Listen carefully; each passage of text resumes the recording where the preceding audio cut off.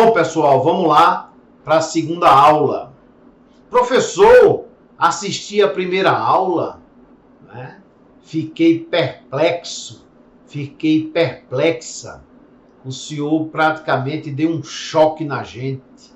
Verdade, verdade. Mas foi um choque de levinho, para você melhorar a sua autoestima. Até Paulinho estranhou, disse, GC, né? Tá virado no mói de Coentro, que a gente fala aqui em Pernambuco, virado na gota serena do cachorro doido, filho do cão do terceiro livro. Tem calma, menino.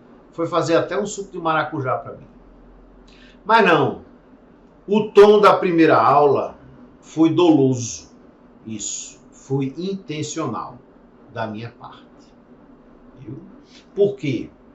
Porque eu não me conformo quando eu vejo você, advogado, advogada, eu não me conformo quando eu vejo você, advogado, advogada, sendo tratado, sendo tratada, como se for um imbecil, como se for um rábula. Uma coisa descerebrada, sem raciocínio, sem cultura, que precisa ser guiado ou guiada, que precisa de um modelo para tudo, que precisa decorar determinados chavões, determinadas frases. Isso me incomoda. Por quê? Porque eu tenho a maior admiração e o maior respeito pela advocacia. Todo mundo sabe do meu esforço hercúleo para aperfeiçoar cada vez mais a advocacia trabalhista no Brasil. Por isso que eu dei aquele choque inicial. O professor Gustavo Cisneiro não é assim, bravo? O que é que ele tem? De levinho, bebê. Tô de volta.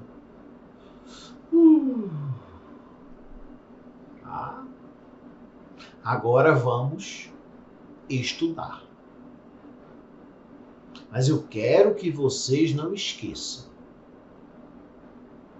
das pauladas que eu dei na primeira aula. Isso. Eu fui contundente, dolosamente. Bom, o artigo 843 da CLT, lembrando que nós vamos estudar os artigos 843 a 850 da CLT. Então vamos começar do começo, do início. O artigo 843 da CLT, ele diz que as partes devem comparecer pessoalmente à audiência. E quando a CLT fala audiência, ela fala no sentido de que a audiência será una. Una. Audiência indivisível. Bom, vou repetir. Quando a CLT fala em audiência, ela fala em audiência una. É contínua, indivisível. Como se naquela manhã a audiência começasse, se desenrolasse e terminasse já com a prolação da sentença pelo juiz. Que mundo é esse? É o mundo do ser? É o mundo real? Não. É o mundo do dever ser. É o mundo normativo. Porque para quem já tem, né, mesmo que pouca prática trabalhista, sabe que é comum o adiamento, a suspensão das audiências, a fragmentação, a cisão das audiências. Mas eu queria que você, a partir de agora, memorizasse, aprendesse, adquirisse esse conhecimento de que a CLT não trata de audiências fragmentadas. Viu? E isso, nós vamos ver depois, pode ser um trunfo para o seu cliente. O fato de que legalmente, a audiência é una. Digamos que você vá lá em Belo Jardim, onde eu sou o juiz do trabalho titular, fazer uma audiência inicial comigo. Audiência inicial. Aí eu vou tentar conciliar. Se não for possível, eu vou constar em ata que o reclamado apresentou a sua contestação. Comumente ele já apresenta no PJE, bem antes da audiência, né, chamada audiência inicial, o que é um erro. É audiência. Aí eu vou adiar. Vou conceder prazo para juntada de documentos e prazo para impugnação aos documentos. E vou marcar uma data para a realização da audiência de instrução. É um erro chamar audiência de instrução. E como é o correto, professor? O correto é dizer o seguinte: que o juiz realizou uma audiência, tá? E depois de apresentada a defesa pelo reclamado, essa audiência foi suspensa e essa mesma audiência foi retomada meses depois para a instrução processual. Não são duas audiências distintas. Você tem que tentar enxergar como uma audiência única. Esse fragmento no mundo do ser, viu? Ele não pode afetar a unicidade da audiência no mundo do DVC, em situações que você vai aprender comigo. E não é bizu, né, Paulinho? Nem dica. Não, é conhecimento. É conhecimento pleno, puro, para você desempenhar a sua nobre função na advocacia.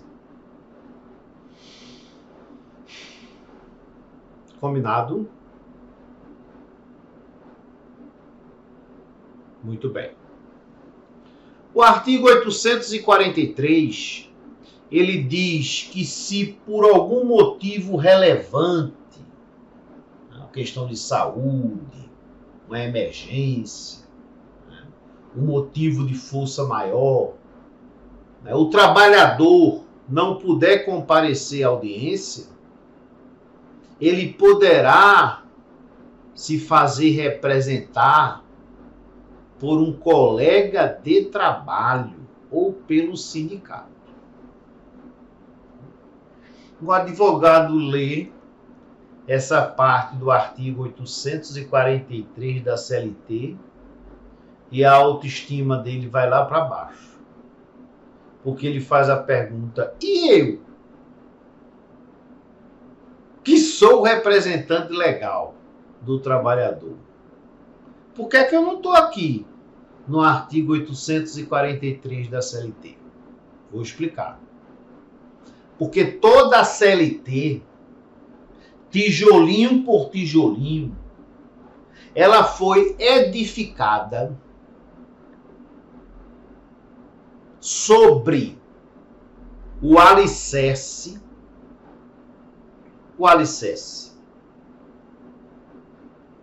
do jus postulandi. Havia uma presunção de que as partes iriam à Justiça do Trabalho sem os seus respectivos advogados. Pronto. Jus postulandi, essa maldição do artigo 791 da CLT. Hipocrisia. Não é?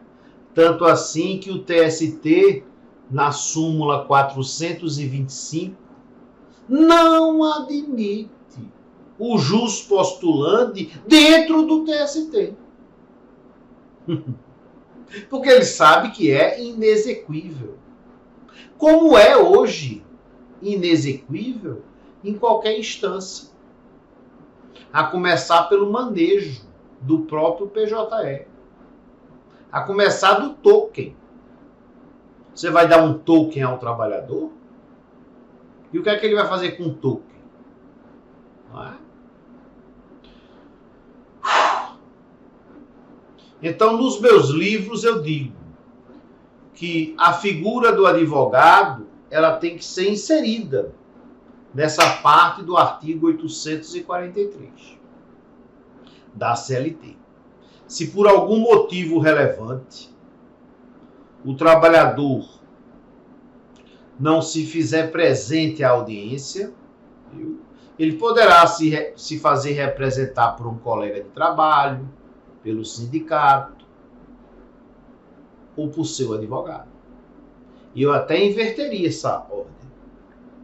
A prioridade é o advogado. É o advogado. O colega de trabalho é algo hoje inimaginável, diante da impessoalidade que marca a sociedade moderna.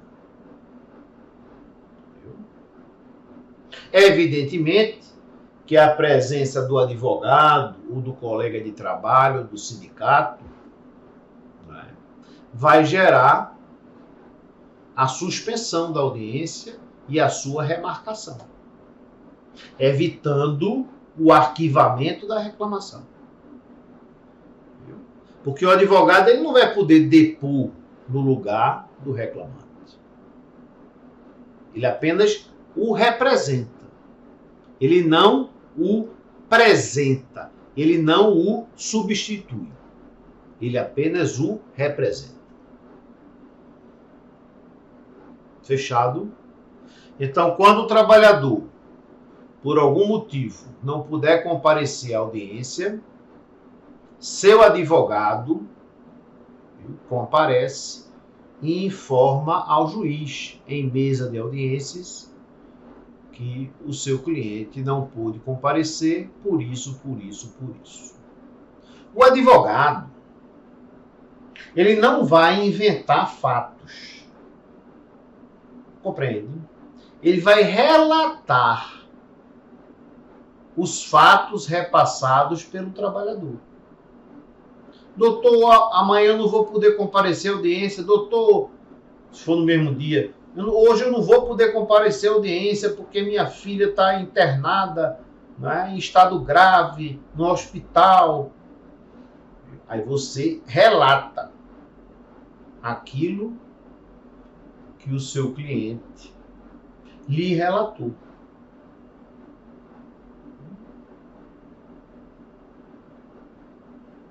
Ô professor, E o advogado aí do trabalhador, ele vai precisar comprovar esse fato, esse motivo de força maior? Em regra, sim. Mas eu, um juiz experiente, já com 20 anos, né, na magistratura, eu pergunto ao advogado do reclamado: doutor, seu cliente faz questão de comprovação ou eu posso adiar a audiência? Muitas vezes o advogado diz: não, excelência, sem problema, pode adiar. Aí eu consto na ata. Tá certo? Artigo 6º do Código de Processo Civil. É o princípio da cooperação. A boa-fé se presume. É um ato gentil do advogado da parte contrária. Mas muitas vezes o advogado da parte contrária não vai, né, conseguir assim agir, porque o cliente já faz questão da comprovação do motivo relevante. E o direito que está em jogo não é dos reclamados, e sim dos seus clientes. Certo? Porque às vezes eu vejo em audiência um advogado brigando com outro. O senhor é muito intransigente, como se o direito discutido ali fosse do advogado.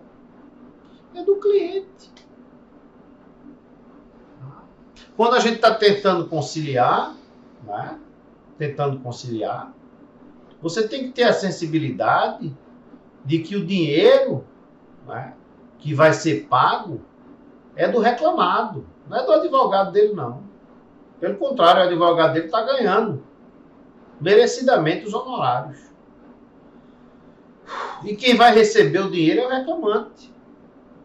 E o seu advogado também vai receber merecidamente os honorários. Então, nós três, né, juízo, advogado, temos que cooperar para que a justiça seja célere, seja objetiva e esteja sempre pautada pela boa-fé. Não é? Muito bem. O artigo 843 da CLT, em relação ao empregador, presta atenção, em relação ao empregador, já permite a sua substituição por um preposto. Pronto. Se eu estou ajuizando reclamação contra um supermercado, não há necessidade de um sócio estar presente, de o proprietário estar presente. Se eu estou ajuizando uma reclamação, né, de empregado doméstico contra uma família, não há necessidade de uma pessoa da família estar presente. É isso que a CLT quer dizer. Que o empregador, né, a empresa, pode se fazer substituir por preposto. E observem que, no caso do empregador,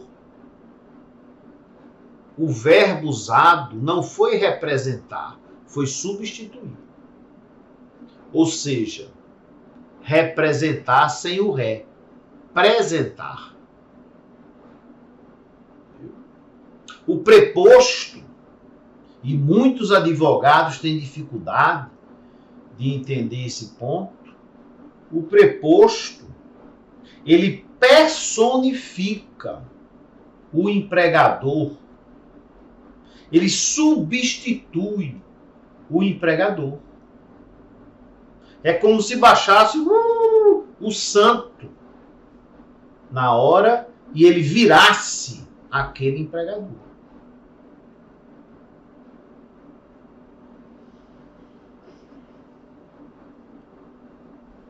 Inclusive na ata do PJE,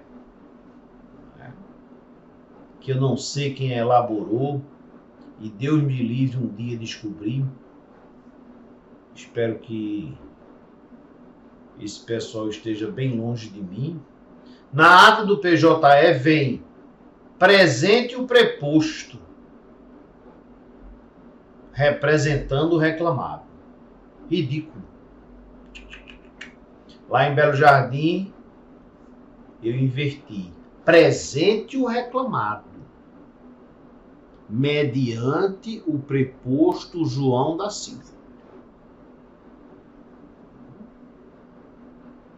Bom dia, João da Silva. Bom dia, Excelência. Tudo bom, João da Silva? Tudo bem, Excelência. Tá quente, né? Tá, Excelência.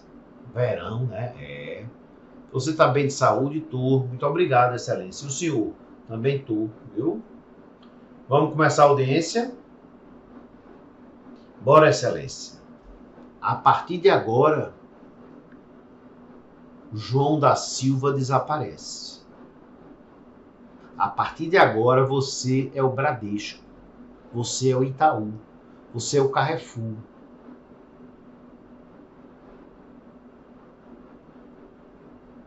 Como assim, Excelência? A partir de agora, você é o empregador. O preposto, ele apresenta, ele substitui, ele personifica o empregador. João, as palavras que você proferir serão palavras ditas pelo empregador. A sua mudez representa o silêncio do empregador. E nada do que você disser aqui pode ser usado contra você futuramente. Porque você que é preposto não é parte no processo. Preposto não é parte no processo. Preposto não é reclamado. Preposto é a personificação do reclamado. Ele apresenta o reclamado.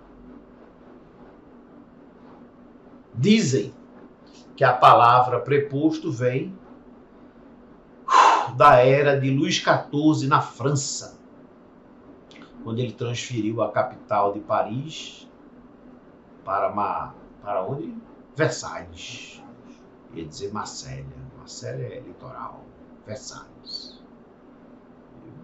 Ele se dizia, né, no alto da sua modéstia, entre aspas, o preposto de Deus na terra. Então ele personificava o divino na terra.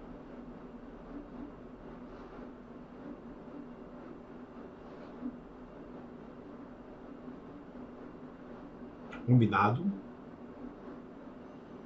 E observem, a substituição do empregador por um preposto, ela é um direito potestativo, PO, potestativo do empregador, ou seja, incondicionado, ou seja, é uma faculdade.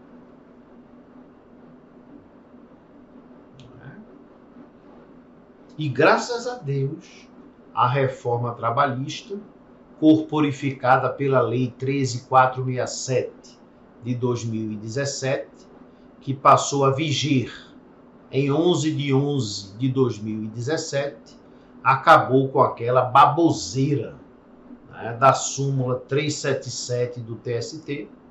Essa súmula você deve esquecer, né, porque preposto não precisa necessariamente ser empregado do empregador. Não. Preposto pode ser qualquer pessoa que tenha conhecimento dos fatos. Um terceirizado, um contador, um estagiário, um empregado, não importa. Há empresas, inclusive, que contratam e treinam prepostos profissionais. Não há problema. Não há problema. Viu? Onde a lei não restringe, não cabe ao intérprete fazê-lo. O TST restringia, né? Na súmula 377. Mas finalmente ela foi implodida. E a justiça foi feita.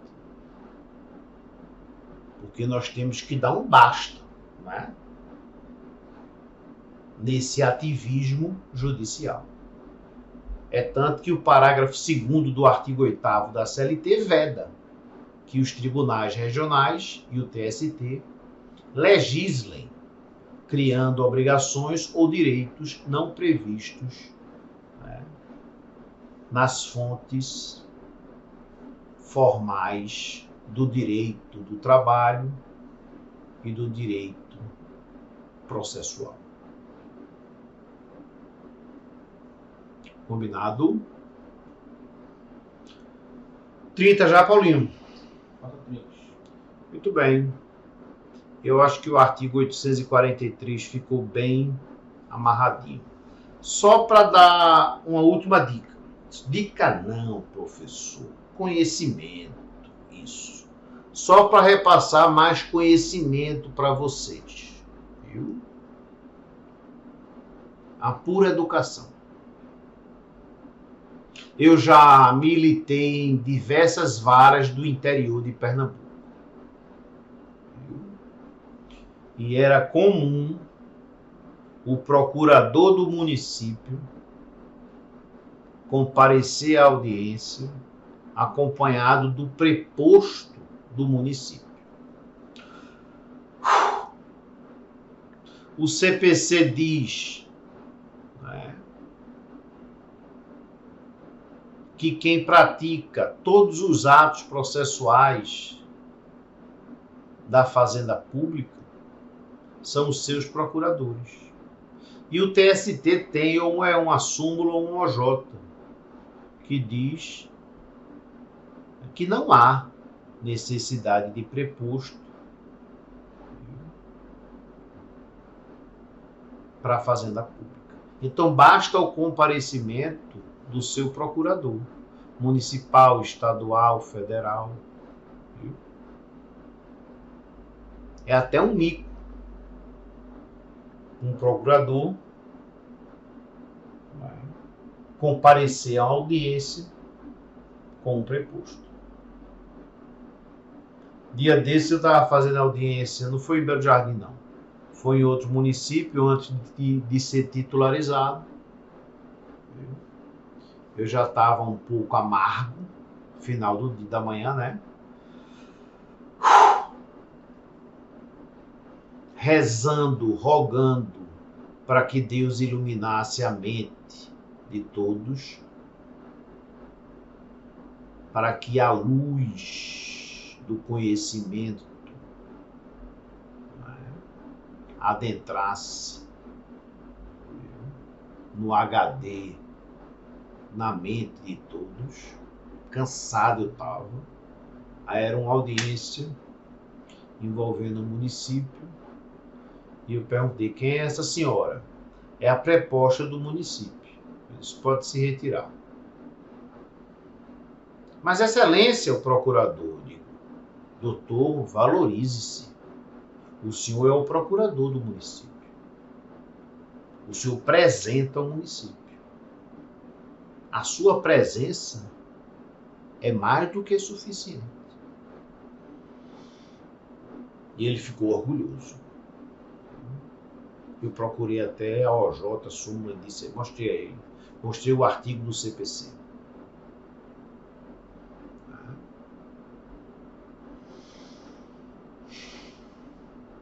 Combinado? Até a próxima aula.